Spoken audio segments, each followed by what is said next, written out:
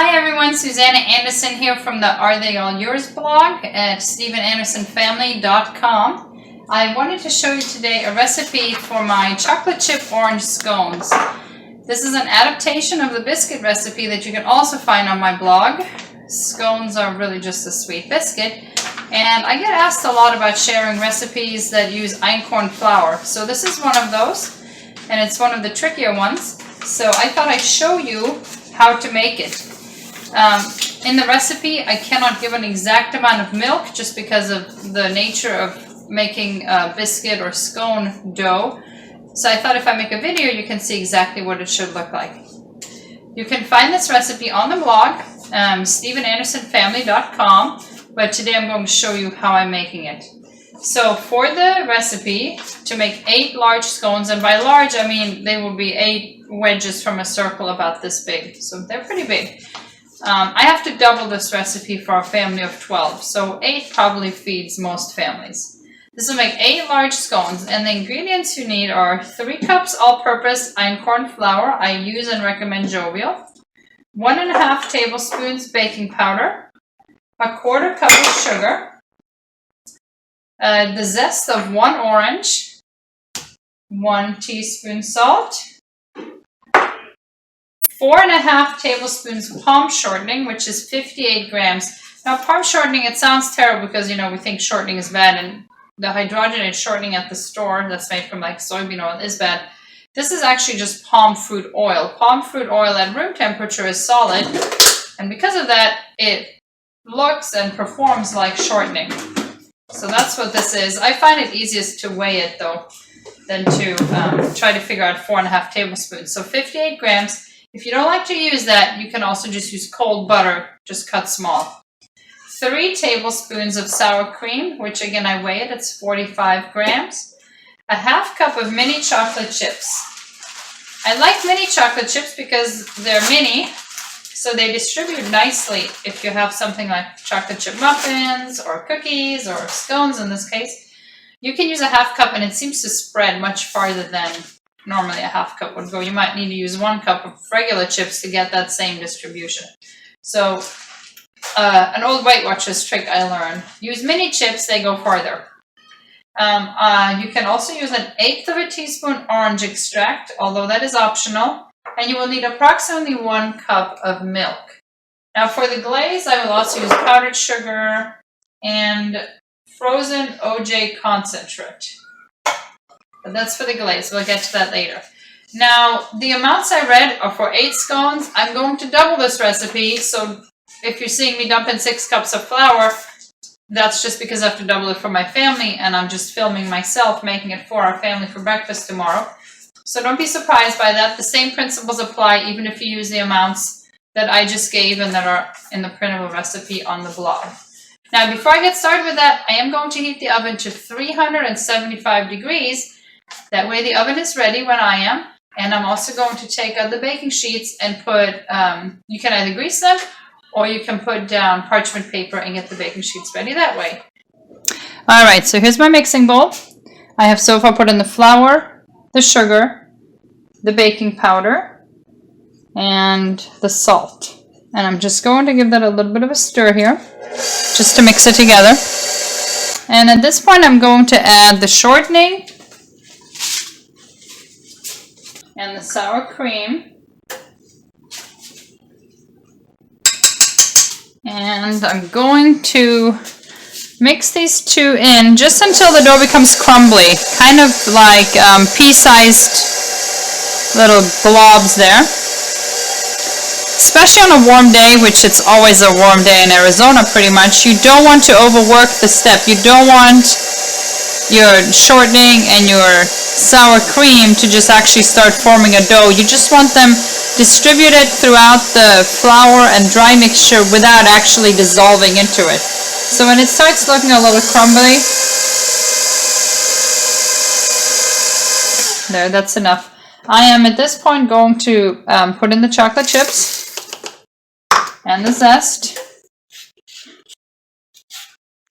All right, there's the zest. A little bit of the extract. about 1/8 of a teaspoon. And I'm going to mix this in just real briefly, just to distribute it.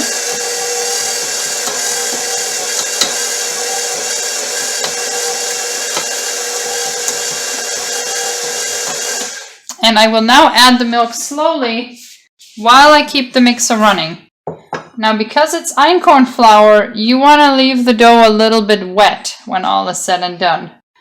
So wet enough to stick to your fingers, but not so wet that it would run off the beater. So I typically go for a look where it's all sticking to the paddle in the middle, and you'll see that when I'm doing it.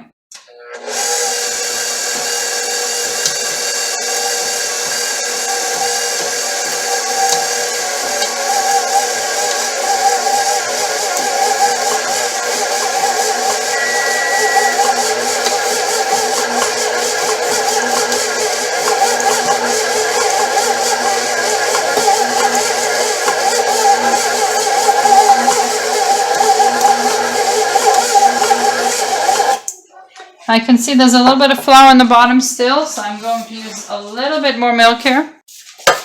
I started with 2, which would translate into 1 cup in the recipe that I share on the blog. As I said earlier, I am doubling this recipe. I'm going to add just a little bit more milk here.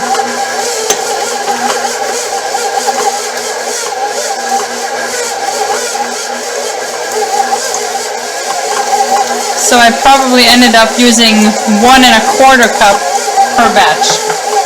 And see how it's sticking to the paddle? It's all one nice big solid lump on there. Almost like a cookie dough consistency. And it is tacky.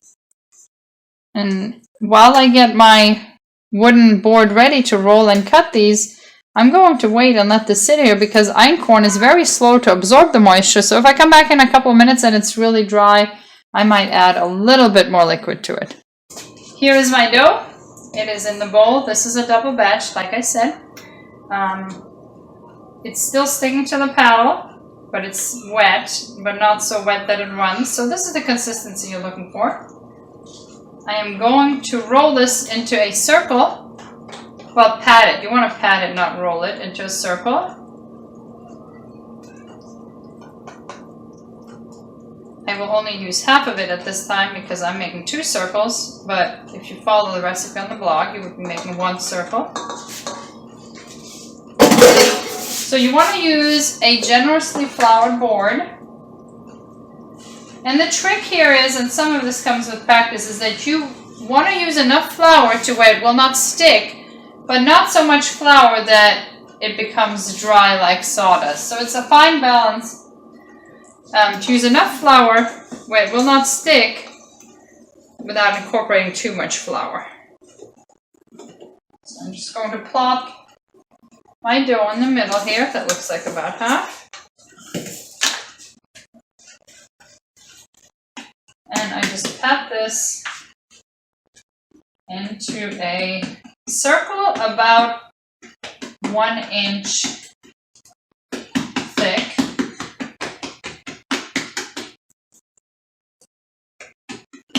Okay, and now here's the trick. I could technically cut this into scones right now and bake it. However, it doesn't rise as well as if I fold and turn this a few times. And folding and turning, it's kind of like the same trick as what's behind croissants. It helps the scones to pick up a few layers. So I folded it in half, and I'm now patting it out into a circle again, but I created really 2 layers within the dough here. Even though they're coming back together, when they bake, they will fluff up nicely from that.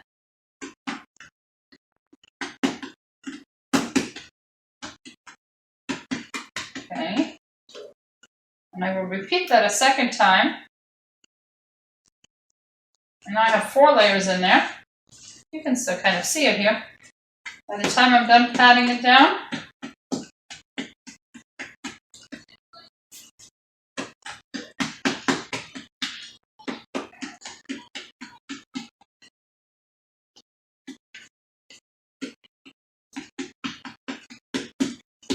and there we go.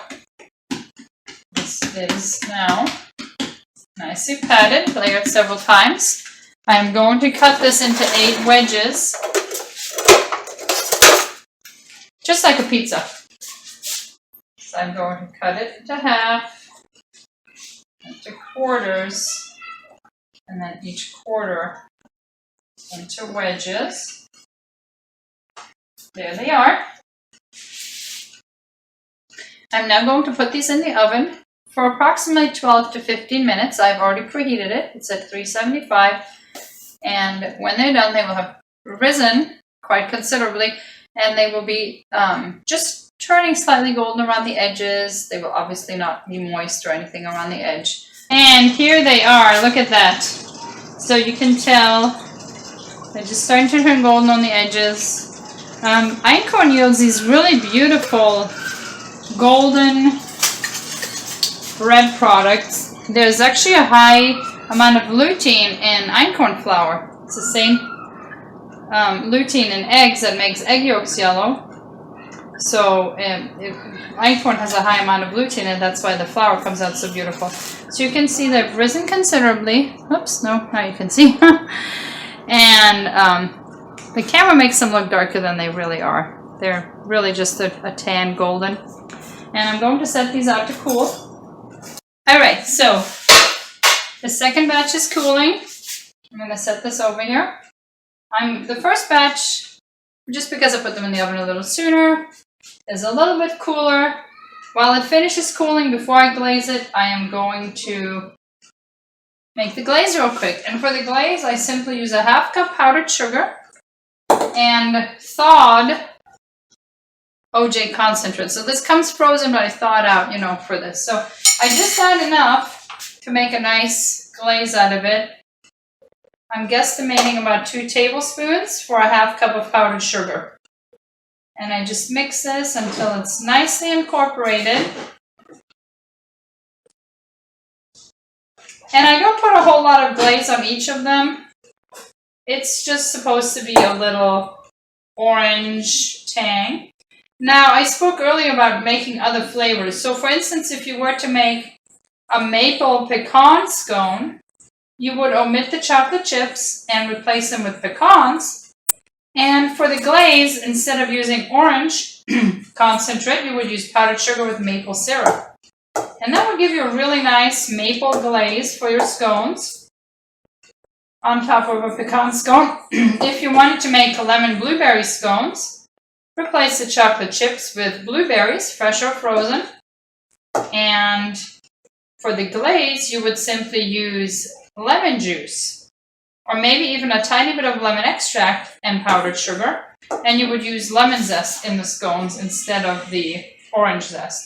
So I simply just spread this on here just a little bit. And because I'm putting it on the scone hot, I'm keeping my glaze a little bit on the firm side. You could add more orange juice concentrate to make it more runny. I don't like to do that because the hot scone, kind of see how it evens out as it sits there?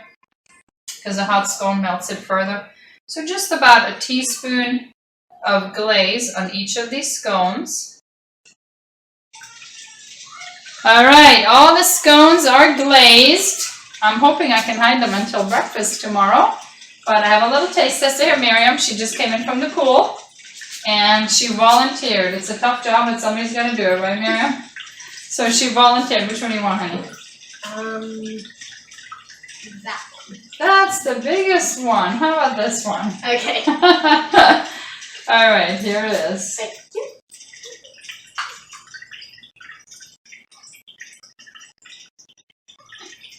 What do you think?